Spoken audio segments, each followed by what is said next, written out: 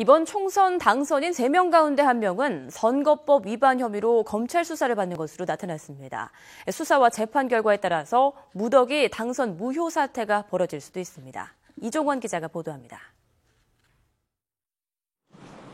새누리당 황영철 당선인은 오는 22일 1심 선고를 앞두고 있습니다. 지난해 1월 지역 체육 행사에서 선거구민 2명에게 돈 봉투를 건넨 혐의로 이미 선거 전부터 재판에 넘겨졌습니다. 야당과 무소속 당선인 상당수도 검찰 수사를 걱정해야 하는 신세로 선거가 끝나자마자 전격적으로 압수수색이 진행됐습니다.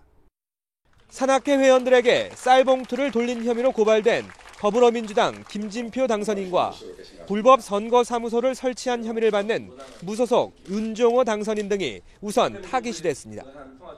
이들을 포함해 20대 총선 당선인 가운데 104명이 공직선거법 위반 혐의로 입건돼 현재 98명에 대한 수사가 진행 중입니다.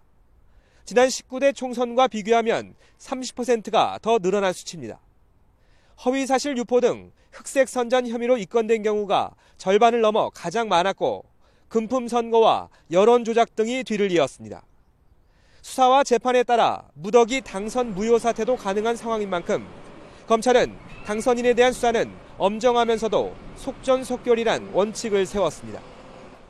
당선 무효가 확정되기까지 소요된 기간이 평균 20개월에 이른다는 보고를 받고 적지 않은 충격을 받았습니다. 이를 위해 공소시효가 끝나는 오는 10월까지 특별 근무 체제에 들어가 부장검사가 직접 수사에 참여하고 필요할 경우 특수부 인력까지 투입할 방침입니다.